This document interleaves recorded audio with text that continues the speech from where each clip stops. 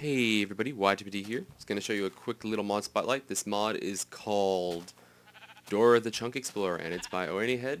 The purpose of this mod is to pre-generate chunks in your world so that you don't have to go around and walk around and have the chunks only generate when you get nearby. This could be useful if, one, your computer is slow and generating chunks causes lag. Basically, you make all the lag at once so that once you get to playing, you don't have to deal with it.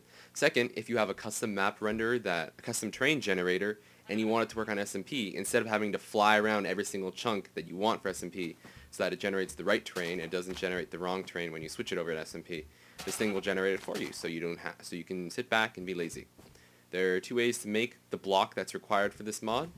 You need a crafting table. The initial way, the map maker decided was pretty expensive, but he kept it in any way. You take a map, the standard for a map, put in the center, generates the explorer block, or the cheaper way that he put in later on, you can put a wooden block in the center, surround it with cobblestone. The explorer block. Slap one of these down, right click on it, open the GUI. Here is the basic GUI. The width and the length are radii for the rectangle. It's not, ooh, sheep, get out of my way. Which basically means that the width that you select, the width for the total rectangle will be twice the width plus 1. The width for the total rectangle will be twice the length plus 2. Just imagine these as radii of an oval, but actually it's rectangle. I'll make it 100. That's nice. Chunks per tick tells this mod how fast you want to generate the chunks. More chunks per tick, the faster it'll generate it, but the more processor intensive it will be.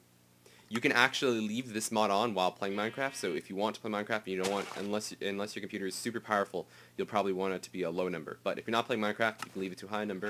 I'm going to leave it at 4. You got options. There are 3 different options. Auto adjust, automatically adjusts this number based on CPU usage and memory usage.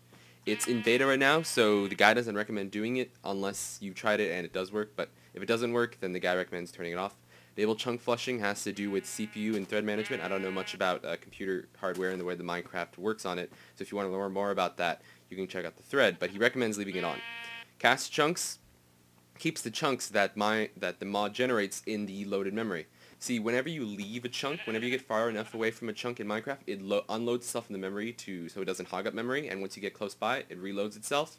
If you turn cast chunks on, all the chunks that the mod generates will stay in memory, which might be good for whatever reason, for whatever purposes you have. For most people, you want to leave this off because it'll take up a ton of memory.